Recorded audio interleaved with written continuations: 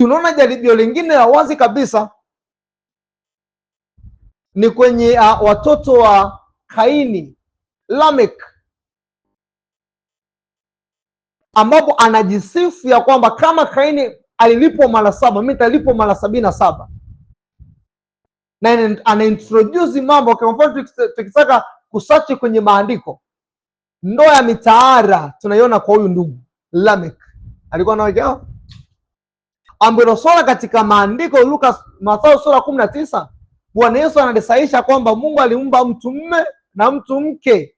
Mungu hakuumba ndoa mitaara, Mungu aliumba ndoa ya mtu mume na mtu mke.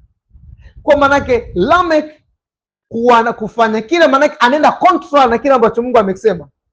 So manake anatafuta kuintroduce namna ambavyo anaweza akaishi kwa kuamua sheria ya jema na baya bila kufuata kile ambacho Mungu amesema. Natoa mfano wa mwisho. Mfano wa mwisho ni kwenye mnara wa Babeli. Actually nitumie mnara, tukisema mnara wa Babeli, Babeli imefahamika baada, si ndivyo? Machafuko. So ni maana yake ni machafuko. Kwa mnara wa machafuko. Ila kabla machafuko kuitwa mnara wa Babeli, si ndivyo? Ilikuwa ni mnara. Wengi wao wanakosa pointi ya mnara. Kwa nini? Watu wanafikiria kwamba watu walikuwa kwenye project ya kutaka kwenda kumfikia Mungu kwenye mawingu. Hilo ndio wazo la watu wengi. Wanafikiri ilikuwa hivyo. Lakini hiyo ni lugha ambayo Musa ameichagua kulingana na aina ya mahekalu ambayo walikuwa wanayajenga katika dunia yao. Mahekalu mengi katika ulimwengu wa mashariki ya miungu yalikuwa yanajengwa mahali palipoinuka. Kwa nini wanajenga kwenye milima? Au kama sio mlimani, wakijenga hata mahali pa kawaida, lakini wanahakikisha kwamba mtu akiangalia aone kama vile mbingu imekutana na hekalu.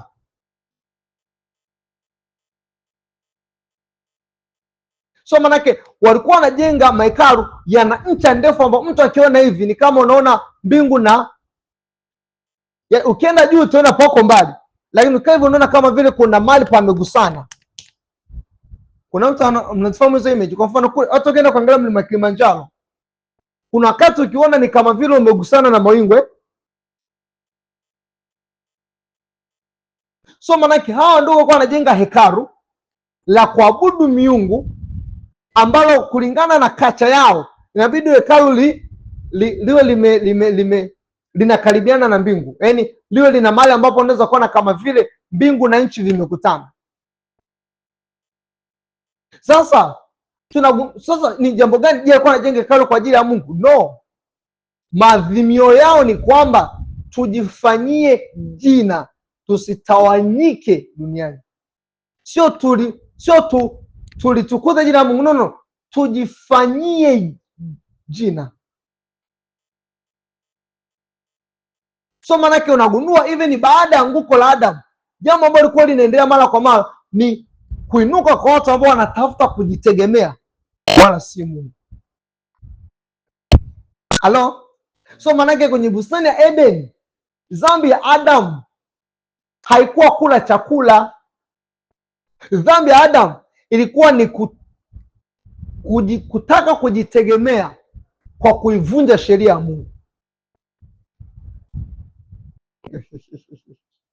Au labda nitumie kwenye pesa, kutaka kujitegemea kwa kuliacha neno la Mungu,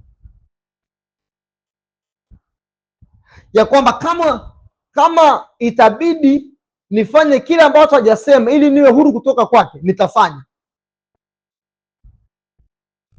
Are together? So manake tunaposoma bustani ule wetu unaanza kuelewa kwa namna hiyo ya kwamba yale yote ambayo Musa ameyatumia yanatusaidia. Kumbe hicho sio matunda. So wakati kuna swali ambalo linavuma sana kwamba tunalipi Adamu alikula. It's not so important, so muhimu. Kwa nini? Kwa sababu wazo la hapo si matunda. Wazo la hapo ni either uwe na ushirika na Mungu ambao umejifunua kama mtu wa uzima ama uzima. Tunasema mtu wa uzima manake ni kinachozalisha uzima. Mtu wa mauti kinachozalisha mauti. Ama ukija katika Injili ya Yohana kwa namna ya wazi anamtambulisha Kristo kama uzima na ndiye anayetoa uzima. Mimi ni njia, kweli na uzima. Bwana Yesu anatoa mwaliko ule ule ambao ulikuwapo kwenye kitabu cha Mwanzo kwa Wayahudi, ya kwamba yeye asiyenila nyama yangu na asiyekunywa damu yangu, huyo hana uzima, hana ushirika na mimi. Kwa sababu anaelewa, anaongea nao, anaelewa nini ambacho Adam alibi commanded katika bustani ya Eden. All together. So manake bustani ya Eden inafanana na hema kukutania, inafanana na hekalu,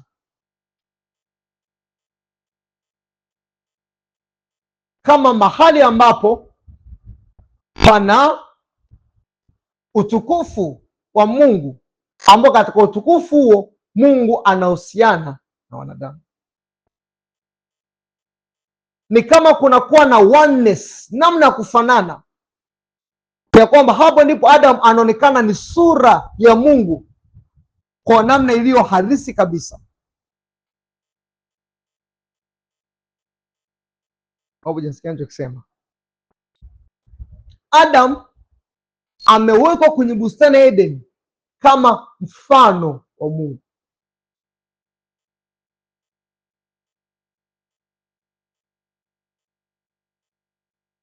Neno Salem ambalo ndilo ambalo nimefasiri mfano, ni neno ambalo mahali pengine Musa anaitumia kuelezea images, idols, sanamu.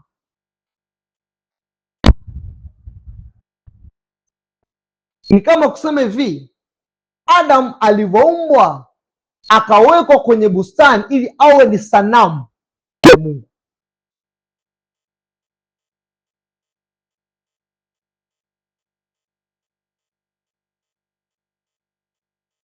Wakati Mungu anamwambia Musa atengeneze hema kukutania, pale mahali ambapo alikuwa amesema ndiko ambako atakaa, alimwambia asiweke sanamu aina ya kitu chochote. Kwa nini? Kwa sababu tayari Mungu anayo sanamu ambayo ni mwanadamu. Wewe ndio Salem.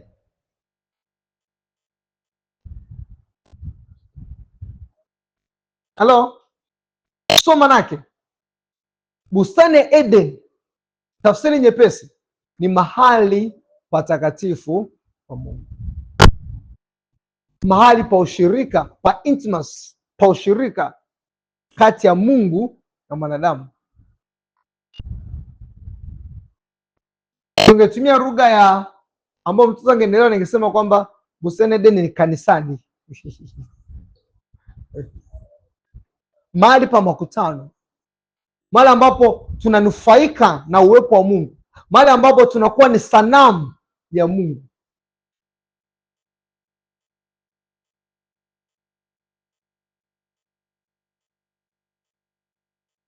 Tuko clear mpaka hapo?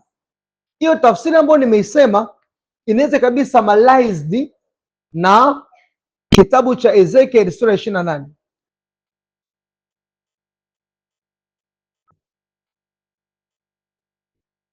Ezekiel sura 28.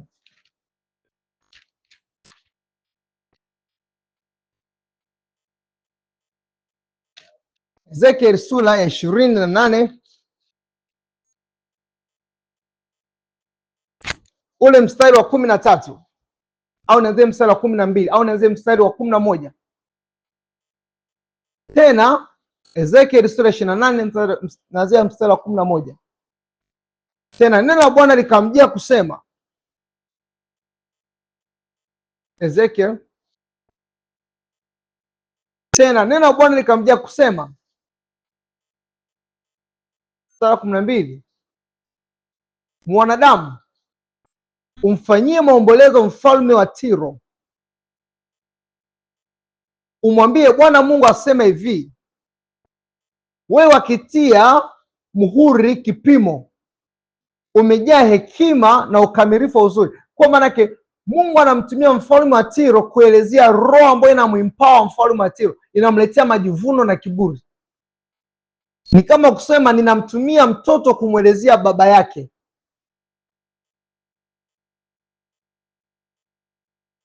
So manake kinachofanywa na mfalme wa Tiro, kuna naye kizalisha kifanyike. Huyo ndo baba Tiro, unaelewa?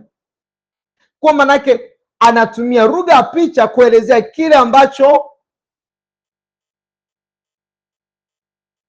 kinaonekana ni mfalme wa Tiro, lakini mfalme wa Tiro anafanya kile ambacho kinafanywa na roho ambayo iko ndani ya mfalme wa Tiro. Yote asiamini injili ya Kristo anakaliwa na roho ya uasi, si ndivyo? Halo? Okay. Mstari wa 10 mwanadamu, okay. Mstari wa 13, ulikuwa ndani ya Edeni, bustani ya Mungu. Ndani ya Edeni, bustani ya Mungu, kila jiwe la thamani lilikuwa kifuniko chako. Zingatia haya majiwe ambayo anatajwa. Zingatia: akiki, yakuti manjano, na almasi, na zabaradi, na shoamu, na yaspi, na yakuti samawi, na zumaridi, na baharamia, na dhahabu. Kadhi ya matari yako na filimbi zako zilikuwa ndani yako, tangu siku ya kuumbwa kwako zilitengenezwa tayari.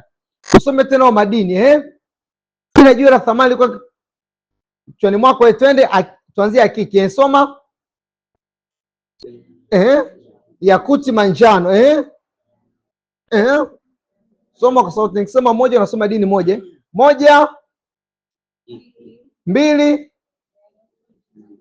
3, 4, 5, 6, 7, 8,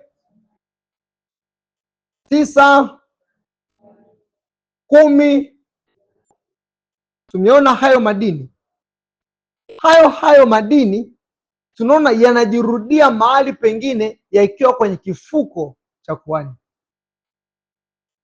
Lakini pia hayo madini pia tunaona kitabu cha Ufunuo yanakuwa kwenye milango ya mji Yerusalemu. Okay? Tuone kitabu cha Kutoka.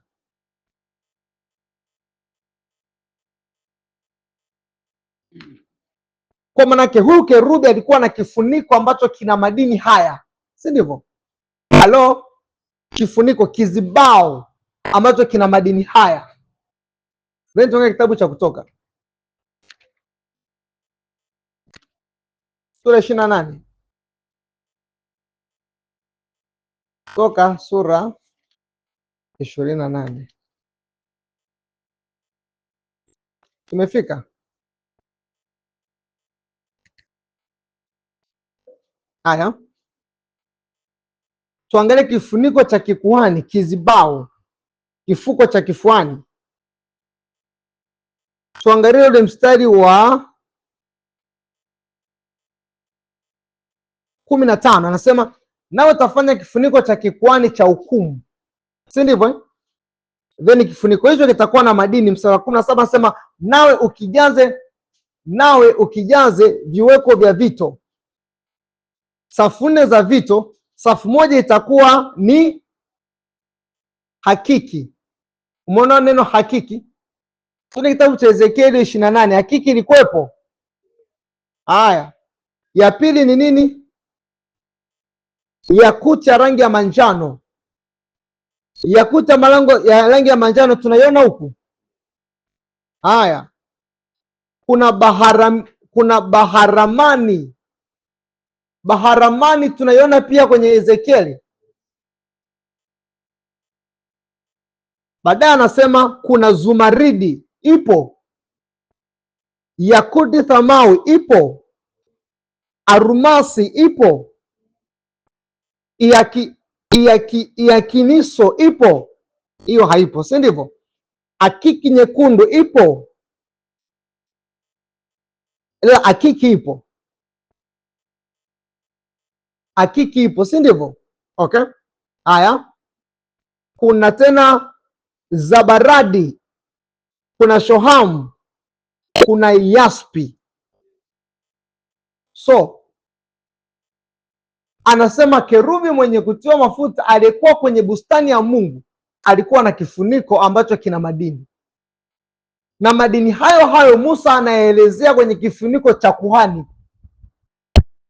Ni kuelezea kwamba huyo kerubi alikuwa anafanya kazi ya kikuhani kwenye bustani.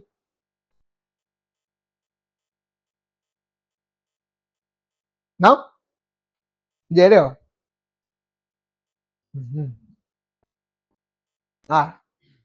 Turudi tena, twende Ezekieli 28 mstari wa 13.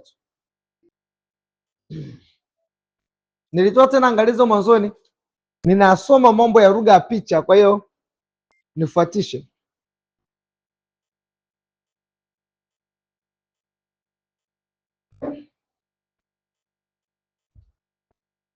Anasema hivi, ulikuwa ndani ya Edeni, bustani ya Mungu. Kila jiwe la thamani ilikuwa kifuniko chako: akiki, yakuta manjano, armasi na zabaradi na shoamu na yaspi na yakuti samawi na zumaridi na bahari na dhahabu. Kadhi ya matari yako na filimbi zako zilikuwa ndani yako, katika siku kuumbwa kwako zilitengenezwa tayari. Nikasema, haya madini mahali pa kwanza kutajwa yametajwa katika kifuko cha kikuani cha Haruni, lakini also kuna baadhi ya madini yametajwa hapa also be discussed kwenye kitabu cha Mwanzo tulio kuyaona pia, ambayo sasa nikitaka nifanye tafsiri ya mtajo wa kwanza, maanake haya madini yanahusiana na kazi ya kikuhani. Nasikia kusema kazi ya kikuhani mpaka hapo, elewa tu hilo kwanza.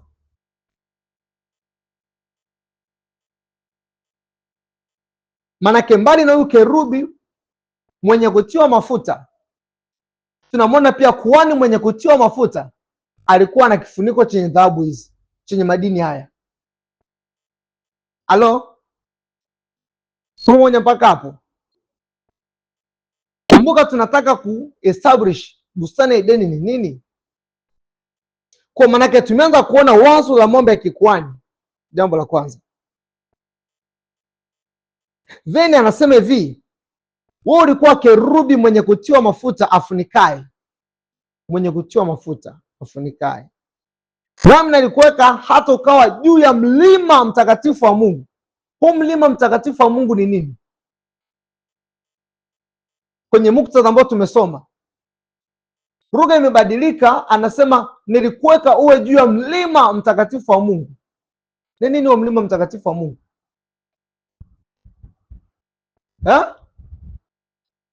Na Eden, bustani ya Mungu. So manake mstari wa 12 na mstari wa 13 anasema ulikuwa ndani ya Edeni, bustani ya Mungu. Mstari wa 10 anasema wewe ulikuwa kerubi mwenye kutiwa mafuta afunikae, nami nalikuweka hata ukae juu ya mlima mtakatifu wa Mungu. Kwa manake imebadilika lugha kutoka kwenye bustani ya Mungu kuwa mlima mtakatifu wa Mungu. Kwenye mstari wa 5, ulikuwa mkamilifu katika njia zako tangu siku ile ulipoumbwa hata uovu ulipoonekana ndani yako. Kwa wingi wa uchuuzi wako watu walikujaza udhalimu ndani yako, nao umetenda dhambi. Kwa sababu hiyo nimekutoa kwa nguvu katika mlima wa Mungu. Huo mlima wa Mungu ni nini? Bustani ya Mungu. Hapo tumeelewa eh? Hapo tumeelewa. Sasa kwa nini anatumia neno mlima mtakatifu wa Mungu? Ndio tuende kwenye kitabu cha nabii Isaya atusaidie kuona. Isaya sura ya 2.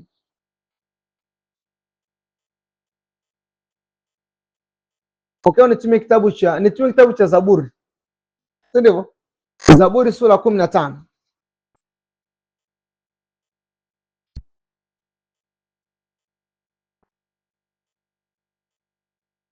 Tumefika eh? Nisome mstari wa kwanza.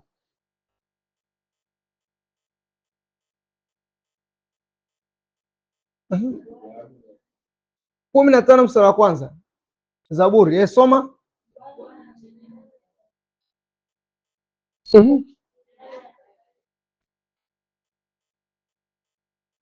Kwa maana yake kilima kitakatifu ni mahali ambapo panaitwa ni hema au maskani ya Bwana.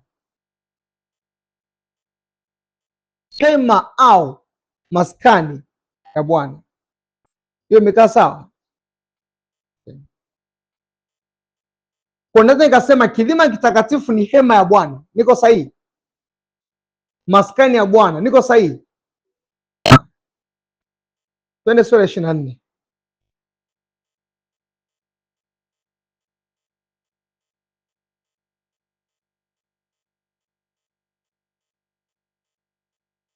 Ule mstari wa 3 nisomee. Zaburi 24 mstari wa 3, 1, 2, 3.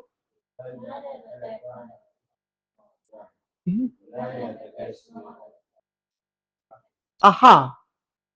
Kwa manake mlima wa Bwana ni patakatifu pa Mungu. So manake kuna misamiati mitatu ambayo imeongezeka mpaka wakati huu ya kwamba mlima wa Bwana unaweza kaitwa hema ya Bwana, maskani ya Bwana, patakatifu pa Mungu.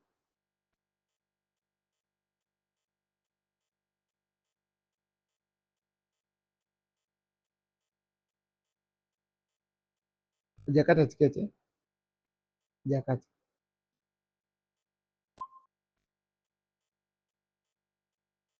So manake tumesema mlima wa Bwana unaweza kaitwa, ya kwanza, hema ya Bwana, maskani ya Bwana, patakatifu pa Bwana.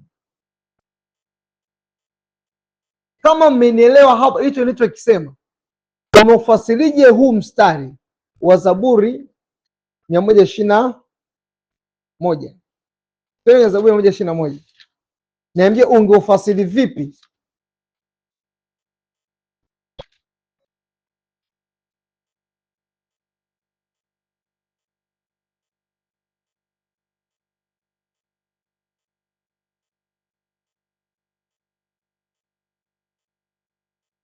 Nisomeni mstari wa kwanza.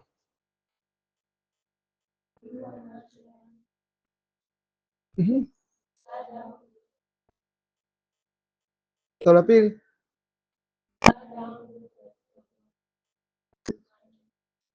Ikiwa umenielewa kwamba mlima ni mahali patakatifu, ni hema na maskani ya Bwana, Daudi anavyosema nitainua macho yangu nitazame mlima, unaelewa kitu gani? Milima ya mtumeno, milima. Unaelewa kitu gani?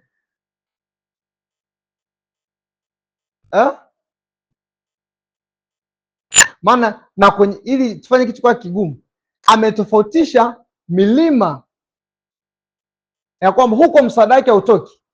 Msaada wake unatoka kwa Mungu aliyeumba mbingu na nchi. Mimi naelewa kuelezea hapo. Na mahusiano na Mungu. Okay. Musa anapata wapi wazo la mlima wa Mungu kwa mlima kwa ni mahali ambako Mungu anakutana na watu wake? Kwa nini hekalu au hema au maskani itwe mlima wa Mungu? Unafikiri kwa ni kwa ajili ya Wayahudi peke yao?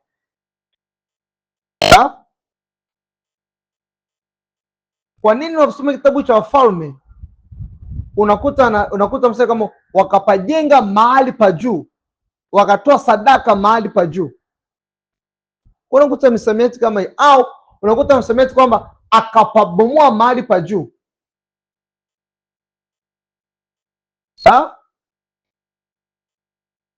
Manake hata wao ambao si Mungu ila wanapewa heshima kuwa miungu, bado nao walikuwa wanatolewa sadaka na mahekalu yao walikuwa wanajengwa juu ya milima. Kwa Daudi anasema nitainua macho yangu nitazame namna ambavyo watu wa mataifa wanatafuta misaada kwa miungu yao, lakini mimi msaada wangu hautoki kwa ile miungu. Msaada wangu unatoka kwa Mungu mkuu aliyeumba mbingu na nchi, ikiwepo ile milima.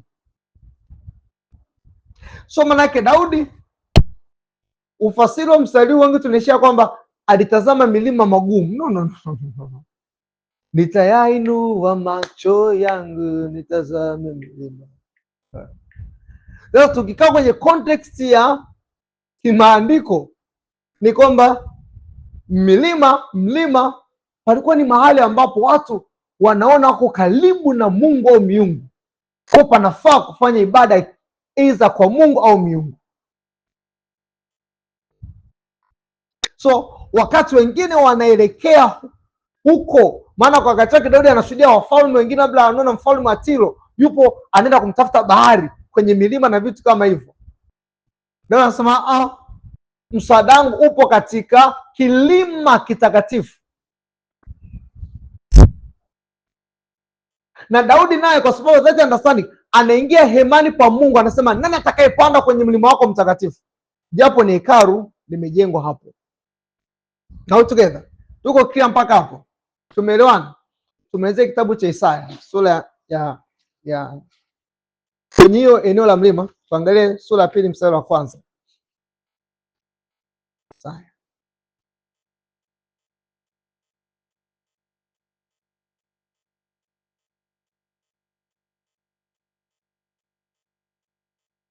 mstari wa 2, Isaya 2:2 anasemaje?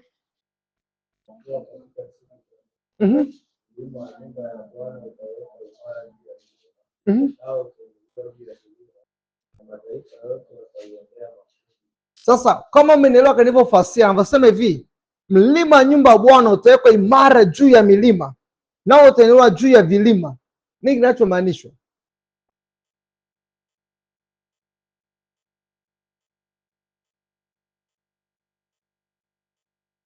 Milima na vilima inawakilisha miungu.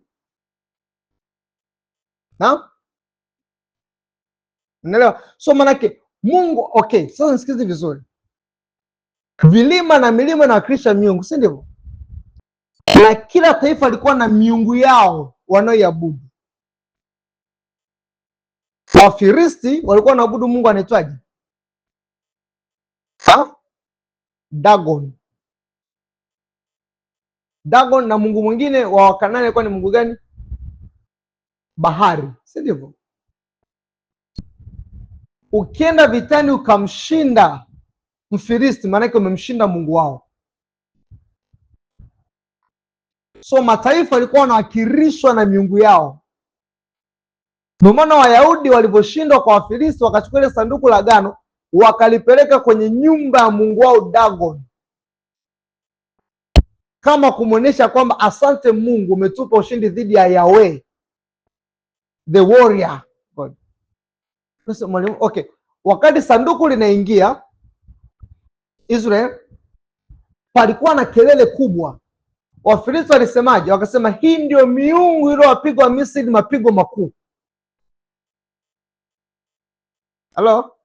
So manake anasema nyumba ya Mungu itainuliwa juu ya vilima na milima, manake Mungu atawatukuza watu wake juu ya miungu na watu wa mataifa yote, sababu ile miungu inawakilishwa na vilima na vilima, mambo ya miungu bado inawakilisha mataifa. Halo, lakini nataka ni msamiati wa kwamba mlima wa nyumba ya Mungu. Tuko poa paka hapo? Kwa tumeongeza msamiati wa tatu. Maskani ya Mungu unaweza kuitwa mlima. Hema ya Mungu unaweza kuitwa mlima. Patakatifu wa Mungu unaweza kuitwa mlima. Lakini pia nyumba ya Mungu inaitwa mlima. Tuko sawa mpaka hapo? Tuna kitabu cha Ezekiel sura ngapi? 28.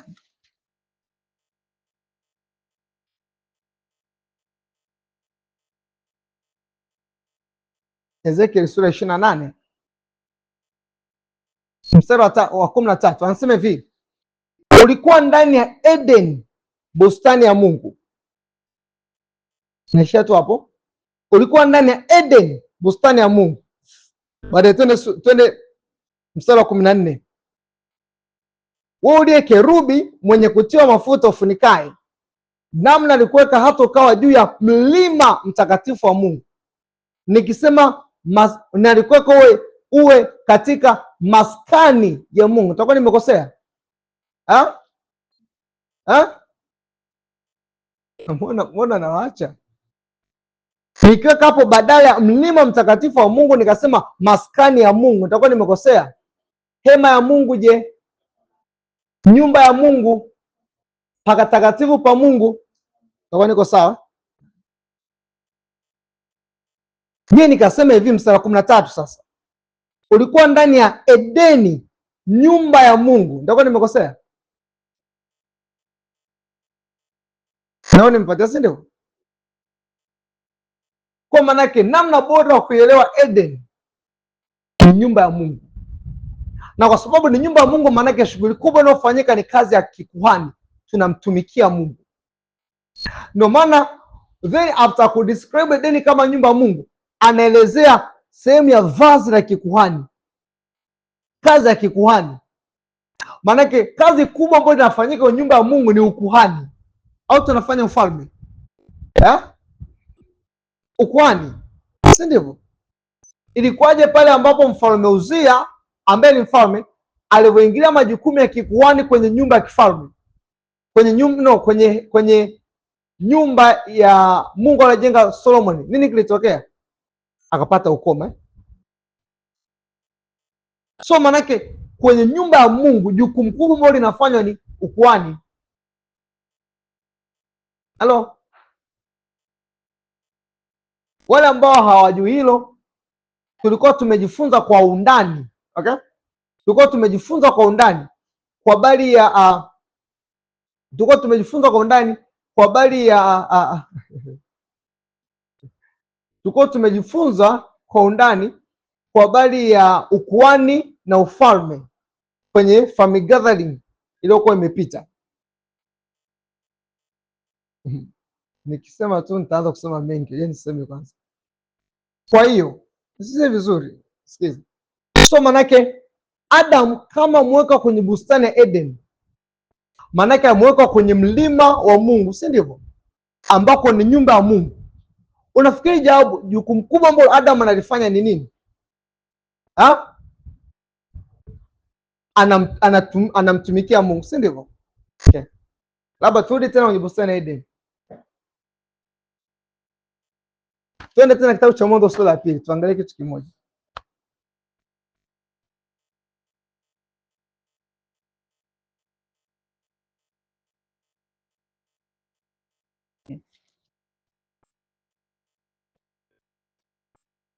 Okay, sawa. Twende mstari wa 15. Bwana Mungu akamtoa huyo mtu akamweka katika bustani ya Eden. Mlima mtakatifu wa Mungu, niko sawa? Nyumba, maskani, hema ya Mungu, niko sawa? Ailime na kuitunza. Ailime na kuitunza. Tumeona msamiati kutunza. Kutunza. Neno la Kiebrania ambalo limetumika kuelezea kwamba jukumu la Adam ilikuwa ni kuitunza bustani.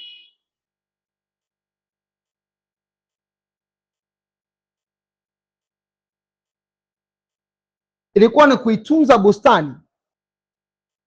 Ndio neno hilo hilo Musa analitumia kuitunza hema ya kukutania. Unavyoenda sasa amelitumia kwa mara nyingi. Ukienda kwenye Strong Concordance ukisearch, unagundua kuhani alikuwa na jukumu la kuitunza hema ya kukutania.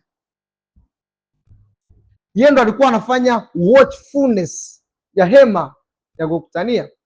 Kwa kusema hivyo, manake bustani ya Eden si mahali ambapo palikuwa na matunda ya kula. Bustani ya Eden palikuwa ni mahali pa ushirika, koinonia, intimacy na Mungu. Kama hivyo tumeona kitabu cha Mbolo Bora kimetumia lugha ya matunda kuonesha intimacy, sexual intimacy kati ya mme na mke. Wakati Musa anatumia the same language ku describe intimacy ambayo Mungu alikuwa ushirika wa karibu na karibu zaidi ambao Mungu alikuwa anahitaji wanao na mwanadamu.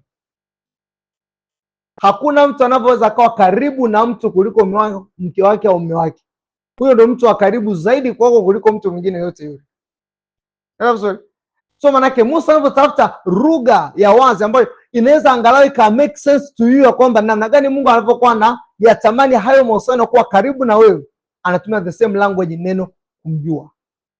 Okay, bila shaka hapo tuko sawa.